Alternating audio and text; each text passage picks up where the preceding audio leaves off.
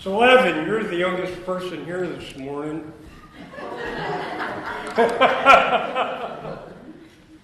What would you think if you saw somebody going up into the clouds? And you went back home and said, hey, I was in Indiana and I saw somebody going up into the clouds. Well, they'd probably take you to a mental institution.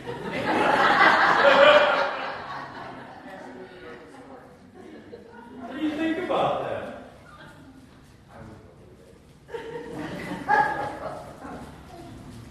Kind of unbelievable, isn't it? Yeah. You know, Christ came into our lives as a miracle, and he left this earth as a miracle. Just amazing, 40 days from Easter, which was last Thursday, Ascension Day. And like I said, I keep alluding to that number 40. But see, in Lent, 40 is without the Sundays. But this is with the Sundays. I don't get it. But 40 days.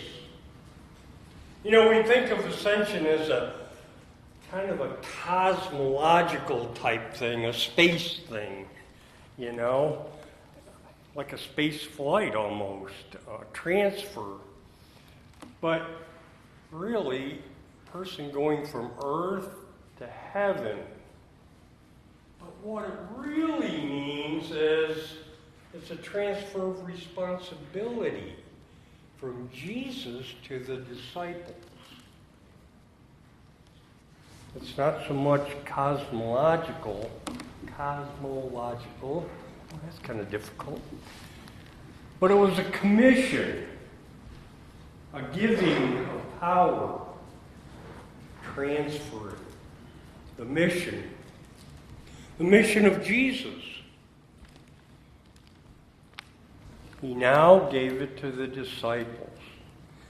And Jesus told the disciples in John 14:12 about this whole thing before Ascension Day even happened. And he told Philip, see if I can find it now.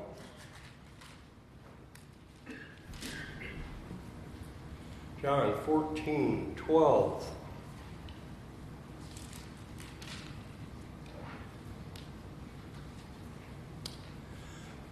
Very truly, I tell you, whoever believes in me will do the works I have been doing, and they will do even greater things than these, because I'm going to the Father. He keeps alluding to this, but, sometimes they didn't pick up quite what he was talking about. It's a little bit difficult to understand or get a picture of what this whole thing is all about in the Holy Land. A person being lifted up into the heavens. A person being received by the clouds. It's hard, like Evan, I asked him that question, now I ask you, What would you think if you saw somebody leaving the earth and going up into the clouds? It'd be, I don't know, I'd probably have to touch myself and make sure I was seeing what I was really seeing. So today's Ascension Sunday is what they call it on the Christian calendar. We see liftoffs on TV all the time. Missiles going into space. That was a big thing in '69 when they made it to the moon. But what about this particular liftoff by the resurrected Savior? There's 3 points I want to make this morning. The first is Jesus finished his earthly ministry. Even before the crucifixion, Jesus looked up and said, I've glorified thee on the earth. I have finished the work in which thou gave us me to do, John 17, verse 14. He knew what his mission was. And later on the cross, in John 19, verse 30, he says, "It is finished." His mission was finished. And on Ascension Day, Jesus led his disciples out that meal, like I read, and he lifted up his hands and he blessed them. It wasn't a sad day. He completed his work on earth. And he gave hope to the disciples. And they will then follow through the earthly ministry that Jesus started. While he was blessing them, he was lifted up into heaven, received by the clouds. And the disciples were watching all the time. They saw it with their own eyes. You know, it's not like they looked away and he was gone saying, "Where'd he go?" They watched it happen. I mean, this account wasn't just in one gospel. It wasn't a sad time at all. It wasn't sad. It was a joyous time, a hope for the future of the earth. Before he left the disciples, he asked them, the disciples asked Jesus, "Are you going to restore the kingdom?" I think Karen read that next. What's going to happen now? Gosh, you're leaving us. And Jesus says, "Don't worry about that. Don't worry about things that times and dates that the Father has set. He'll take care of that. God will take care of that. God will take care of you." Didn't we just sing that? God will take care of you. And Jesus is saying that to us today. And to the disciples. Here's the thing. Don't worry about things you don't have any control over. What was that Bible study we did? Anxious for nothing. Yeah. Anxious for nothing. Worrying about things like the weather or whatever. It's going to happen no matter what. Jesus says, "I have a job for you. And you can handle this. I'm going to help you do it. And I'm going to help you be successful at it." Second point I want to make is that Jesus continued ministry. So what happened when Jesus lifted off and he was received into that cloud? How do the blessings of Christ's life, death, resurrection, how does that survive time and history? Is he still working? How do we know he got there? What is he doing that affects us today? And there's all kinds of scriptures all through the Bible. In the New Testament, Acts and Mark and Romans, there's lots of things that talk about that.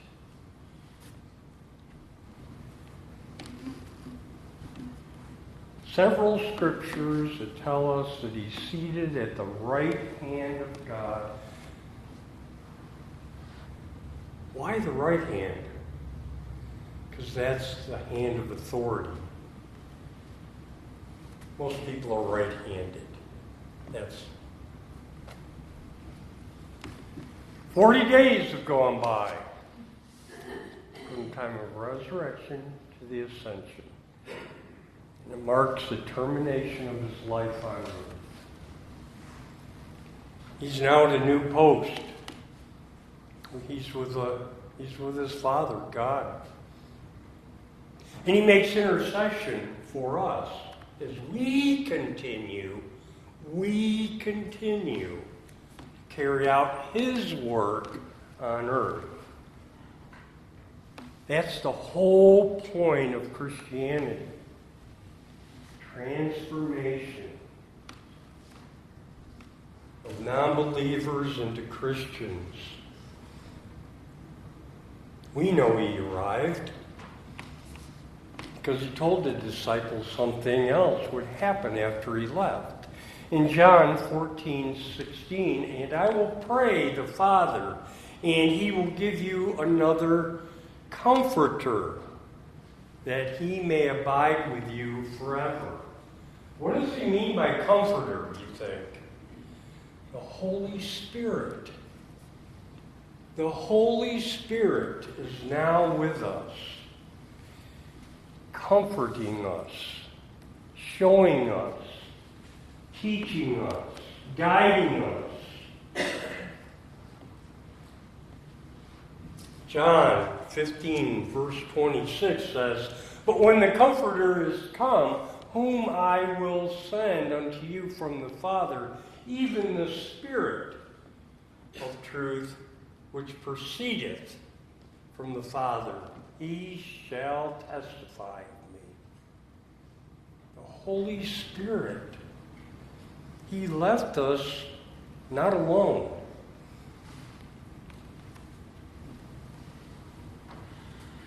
"10 days after the Ascension is the day of Pentecost. So Ascension was last Thursday. Next Sunday is Pentecost. The promised Comforter, the Holy Spirit, descends upon the church. The empowerment, the disciples and everyone to continue that ministry. And next week I'll talk about Pentecost. And the colors will change to red.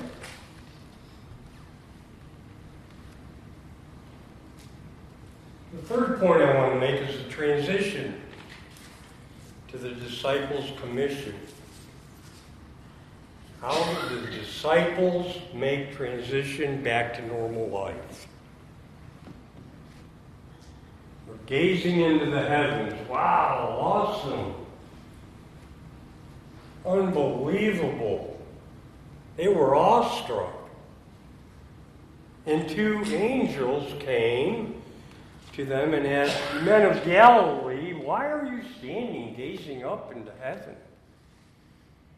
And they already knew what they were to do.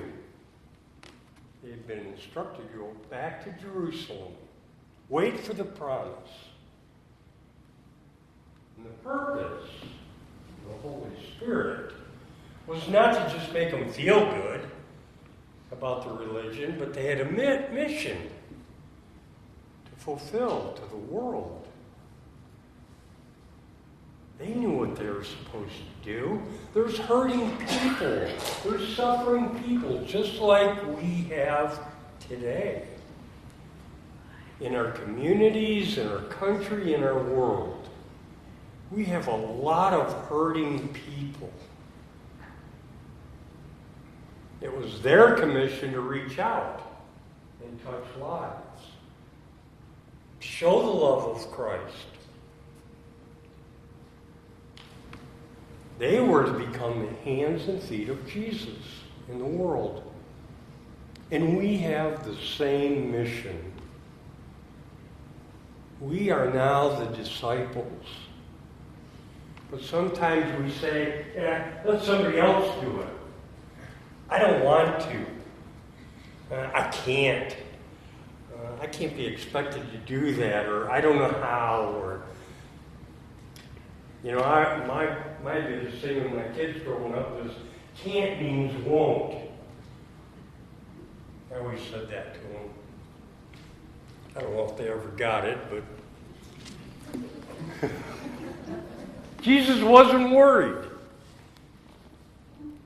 He wasn't worried if they couldn't do the job, because the problem was going to be taken care of in a few days. The Holy Spirit would empower them to handle everything.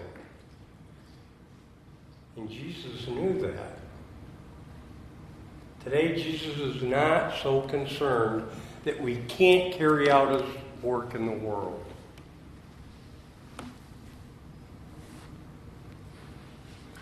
We can all be part of this. He can use us, all of us, in some way, shape, or form. We're equipped with the power, just like the disciples. When you're tempted to say, I can't,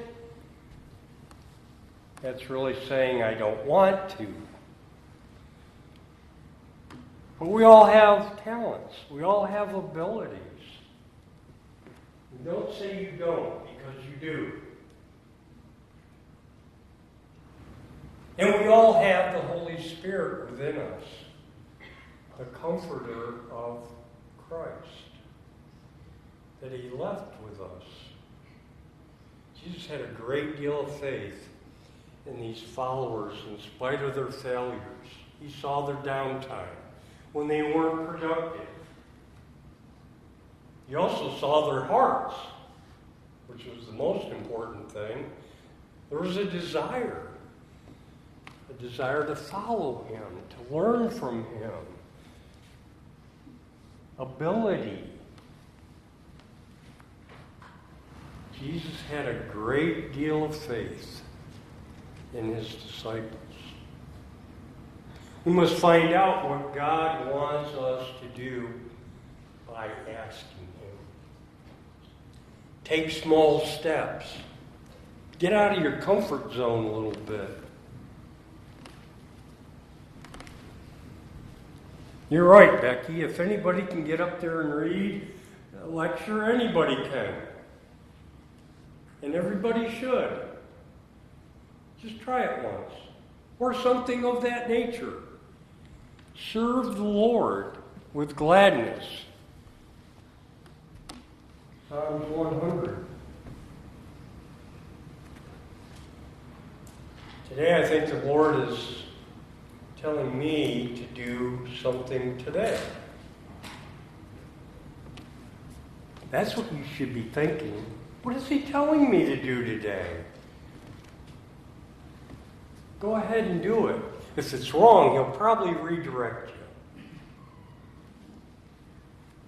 I'm sure he will. It's that conscious thing. Yeah. Today, how is your availability? Are you willing to do whatever he asks you? Or do you just say, I can't? Can't means won't. Will you honestly say, Lord, I'll do whatever you ask me to. And I'll be quick about it. Allow him to speak to you as he did the disciples. Work out his plan and his purpose in your lives each day. You'll find that your journey of faith will be exciting. Not only that, productive. What does the great liftoff mean to you today? How has it changed you?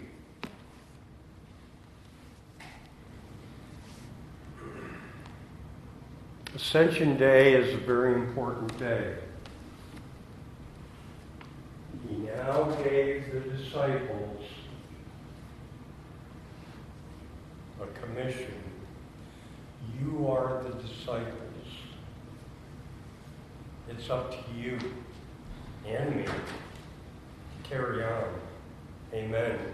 Amen.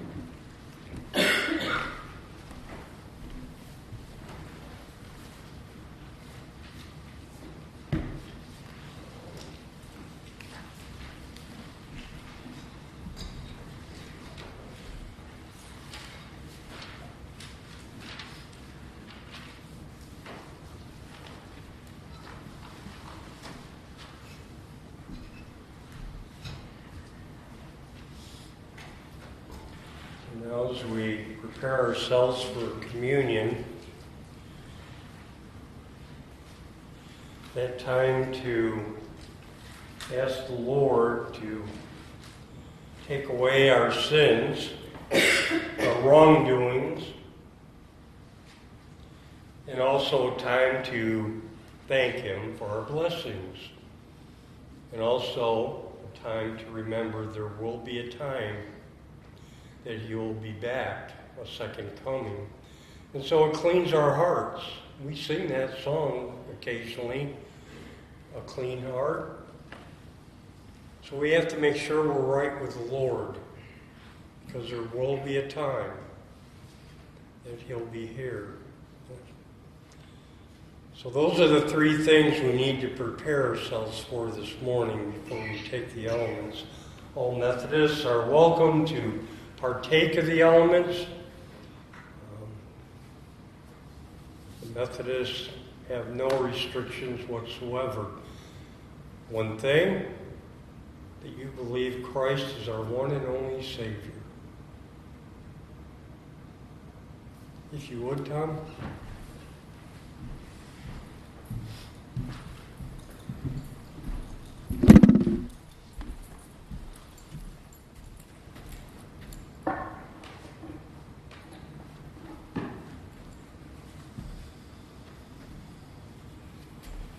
I'm on page 13, where it starts out the Great Thanksgiving. The Lord be with you. And also with you. Lift up your hearts. We lift them up to the Lord. Let us give thanks to the Lord our God. It is right to give our thanks and praise. It is right and a good and joyful thing, always and everywhere, to give thanks to you, Father Almighty, Creator of heaven and earth. And so with your people on earth and all the company of heaven, we praise your name and join their unending hymn. Holy, holy, holy Lord, God of power and might, heaven and earth are full of your glory. Hosanna in the highest. Blessed is he who comes in the name of the Lord. Hosanna in the highest. Holy are you, and blessed is your Son, Jesus Christ.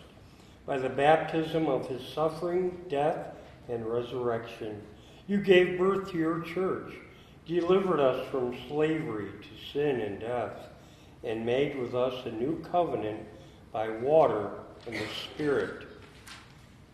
On the night in which he gave himself up for us, he took bread, gave thanks to you, broke the bread, gave it to his disciples, and said, "Take, eat. This is my body, which is given for you. Do this in remembrance of me." When the supper was over, he took the cup, gave thanks to you, gave it to his disciples, and said, "Drink from this, all of you. This is my blood of the new covenant, poured out for you and for many for the forgiveness of sins. Do this as often as you drink it in remembrance of me. And so in remembrance of these your mighty acts in Jesus Christ, we offer ourselves in praise and thanksgiving as a holy and living sacrifice in union with Christ's offering for us, as we proclaim the mystery of faith. Christ is died. Christ is risen. Christ will come again. Let us pray. Pour out your Holy Spirit on us gathered here and on these gifts of bread and wine. Make them be for us the body and blood of Christ, that we may be for the world the body of Christ, redeemed by his blood. By your Spirit, make us one with Christ, one with each other, and one in ministry to all the world, until Christ comes in final victory, and we feast at his heavenly banquet. Through your Son, Jesus Christ, with the Holy Spirit in your holy church, all honor and glory is yours, Almighty Father, now and forever. Amen. Amen.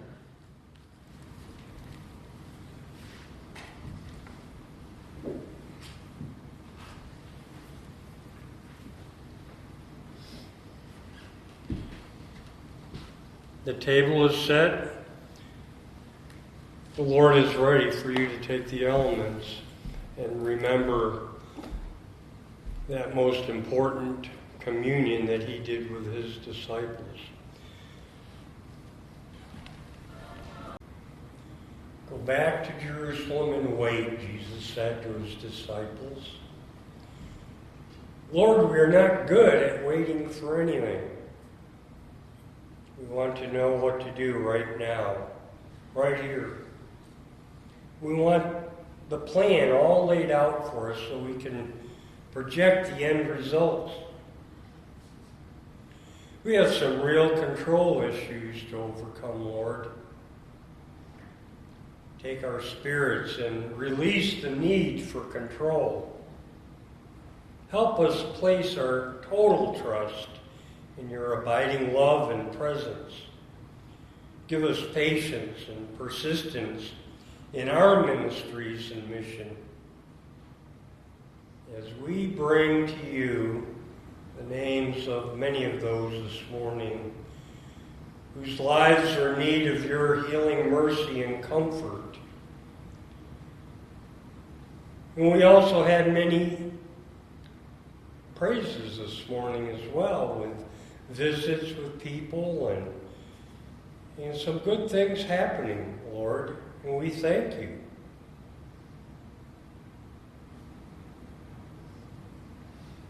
Give us courage, Lord, to accept your love, your strength, and to help us witness to your love in all that we do. In Jesus' name, we pray. Our Father, who art in heaven, hallowed be thy name. Thy kingdom come, thy will be done, on earth as it is in heaven. Give us this day our daily bread, and forgive us our trespasses, as we forgive those who trespass against us. And lead us not into temptation, but deliver us from evil. For thine is the kingdom, and the power, and the glory forever. Amen. My blessing for you this morning is you've been commissioned by the Lord. You are now a disciple to take out to the world the good news and to serve the Lord.